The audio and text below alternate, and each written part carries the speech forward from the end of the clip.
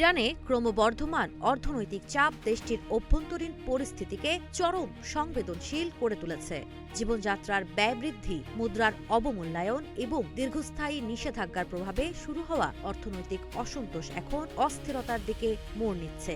একাধিক আন্তর্জাতিক বিশ্লেষকের মতে এই পরিস্থিতিকে কৌশলগতভাবে ব্যবহার করছে যুক্তরাষ্ট্র ও ইসরায়েল। বিশ্ব রাজনীতি বিশ্লেষক মোহাম্মদ বায়াতের মতে, জনগণের বাস্তব অর্থনৈতিক সমস্যাকে রাজনৈতিক হাতিয়ার হিসেবে কাজে লাগানো হচ্ছে।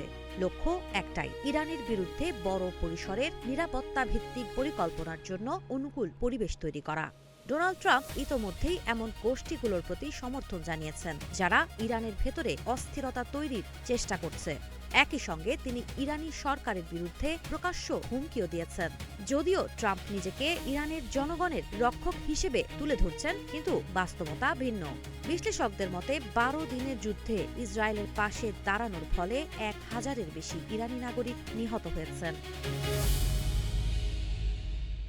বিশেষজ্ঞরা বলছেন, ওই ১২ দিনের যুদ্ধে যুক্তরাষ্ট্র ও ইসরায়েল ৩টি প্রধান লক্ষ্য অর্জনে ব্যর্থ হয়। জীবন অবাক না করলে কে করবে? ২৮% মিল্ক ফ্যাটের অবাক করার সাথে ফ্রেশ মিল্ক পাউডার। জীবন অবাক করুক প্রতিদিন। ইরানের পারমাণবিক কর্মসূচি ধ্বংস, ক্ষেপণাস্ত্র সক্ষমতা দুর্বল করা এবং রাজনৈতিক কাঠামোর পরিবর্তন।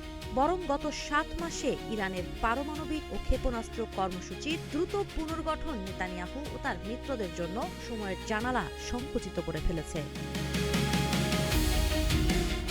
ওয়াল স্ট্রিট জার্নালের প্রতিবেদন অনুযায়ী, ইসরায়েলি প্রধানমন্ত্রী নেতানিয়াহুর সাম্প্রতিক ফ্লোরিডা সফরের মূল উদ্দেশ্য ছিল ইরানের শক্তির উৎসে নতুন হামলার জন্য যুক্তরাষ্ট্রের গ্রিন লাইট পাওয়া। ট্রাম্প ও নেতানিয়াহুর যৌথ সংবাদ সম্মেলনে এই ইঙ্গিত স্পষ্ট। এর ধারাবাহিকতায় ওয়াশিংটন ও তেল আবিব ইরানের অর্থনৈতিক সংকট, জাতিগত বিভাজন ও লিঙ্গভিত্তিক অসন্তোষকে কাজে লাগিয়ে নাগরিক সংঘাতের আবহ তৈরির চেষ্টা করছে। এই কৌশলকে বিশ্লেষকরা লিবিয়ানাইজেশন হিসেবে আখ্যা দিচ্ছেন।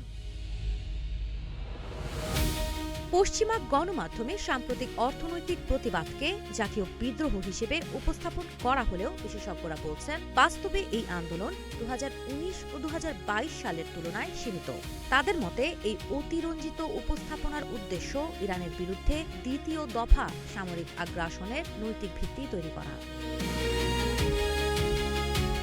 এদিকে ট্রাম্পের ট্রুথ সোশ্যালে প্রকাশিত হস্তক্ষেপমূলক বক্তব্য আন্তর্জাতিক আইনের গুরুতর লঙ্ঘন বলে মনে করছেন বিশ্লেষকরা।